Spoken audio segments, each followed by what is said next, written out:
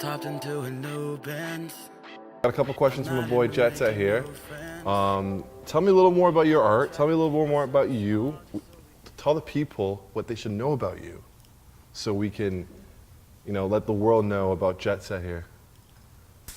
100%. I mean, what's really cool about this is that a lot of people who look at my social media or they've heard the songs don't really necessarily know who I am.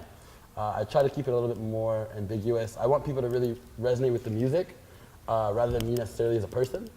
So yeah, I'm first of all, thank you for having me. Really excited to be here. No sweat. Yeah. So like a little bit about me. I don't know. Like my music, to be honest with you, it's tough to classify a specific genre. The way I can generally say it's just honestly, it's just sounds that I love. Okay. So it's not even necessarily R&B. It's not pop. It's not rap music. It's just kind of that hybrid of like, I really love these sounds. I really work well with these sounds. Of course. And I can blend them all together to make really, really good music.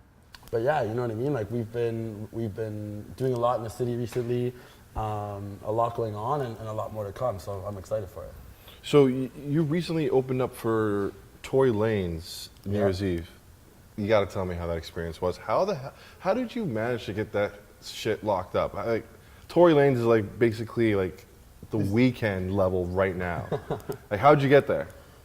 Yeah, so I mean, the Tory show was really, really cool. Honestly, I think the biggest takeout from that was the stage setup. Okay. Like, you know what I mean? Like, to hit a stage like that, with the backdrop, with the lights, with, something of that caliber is something that people aspire to do. Do you know what I mean? Like, you're not talking a local bar, you're not talking to, one of the concert venues in the city. Like, this was Liberty Grand, you're talking 4,000 people, you're talking like, it was a show.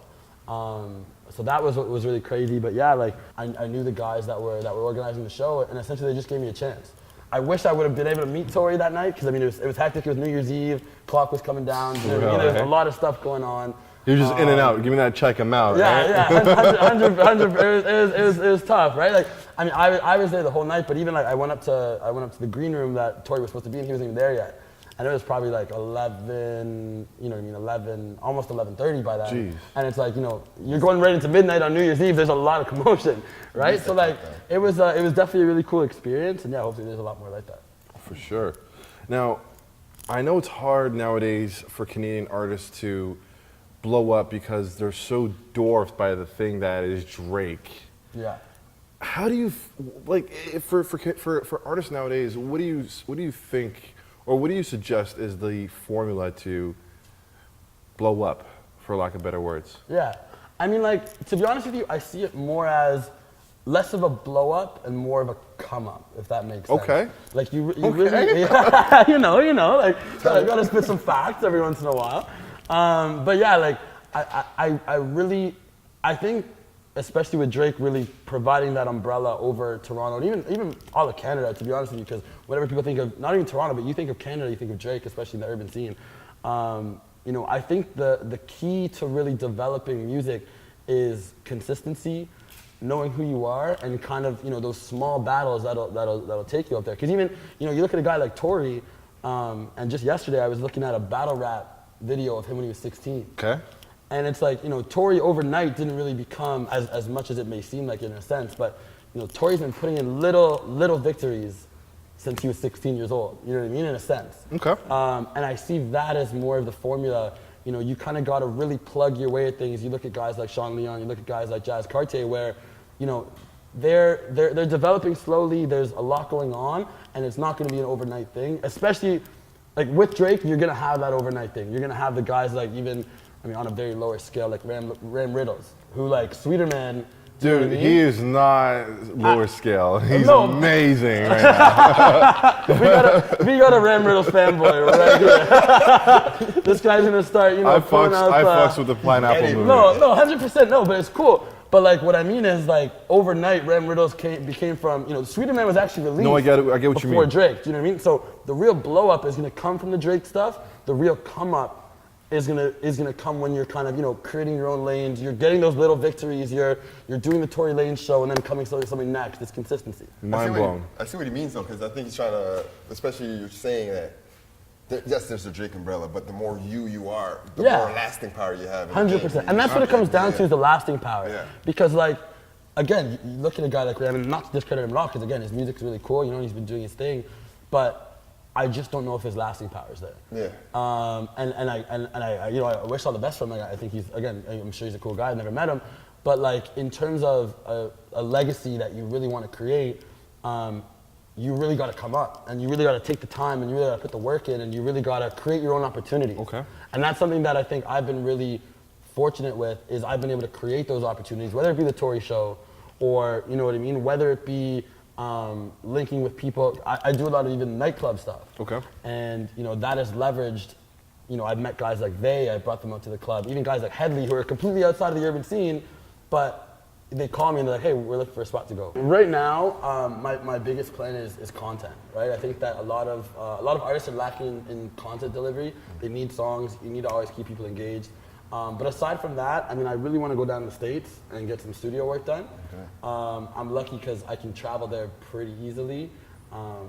And yeah, I mean, I think that there's a lot of opportunity down there. And again, just connecting with the right people, right? Okay.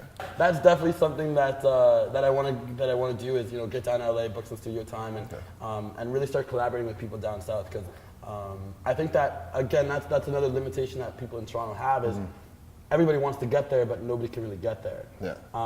And with me, I'm able to get there. So I really want to take advantage of that. Okay.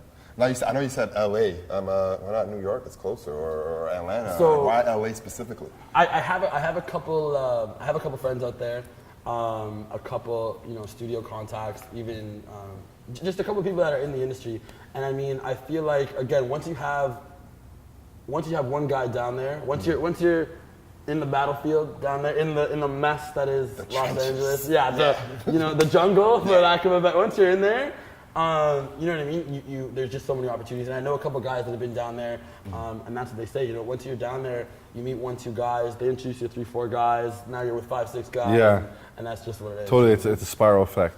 100%. Now, if you were to say, like, you know, who would you rather not be compared to? I mean, like, for me, again, being in Toronto, I know we just brought him up earlier, but I'd rather.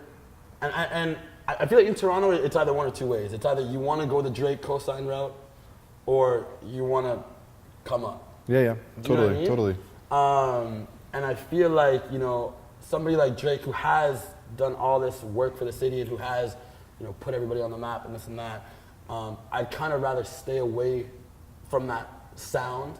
Not even sound, but you know what I mean? When somebody looks at you, oh yeah, man, you sound like Drake. Mm-hmm. It's kind of like, yeah, but Drake's that guy. And I'm this guy. So totally. I don't really want to sound like him. I mean, again, there's a lot of things you can take from him. There's a lot of inspirations. There's a lot of really good shit that he does. I don't know if I'm allowed to say shit. No, I get it. I totally get it. Okay, you can say shit. I'll say it with you. Yeah. Shit. It sucks because, like, every time I go out, I travel. Everybody's like, whenever I say I'm from Toronto or I live in Canada, they always bring up Drake. Yeah. It's really annoying. But anywho, and he's from Ottawa. So I'm not a sick-side man, you know. so Jetset, I want to thank you very much for coming out today. Thank you guys. Telling so us about much. yourself. I appreciate it. We want you to come back again and chill with us some more. I'm down. For sure. Again, I can talk with you guys all day. Thank you so much. I appreciate it. Cheers. Cheers. Cheers, boys. Boom. That's about cheers.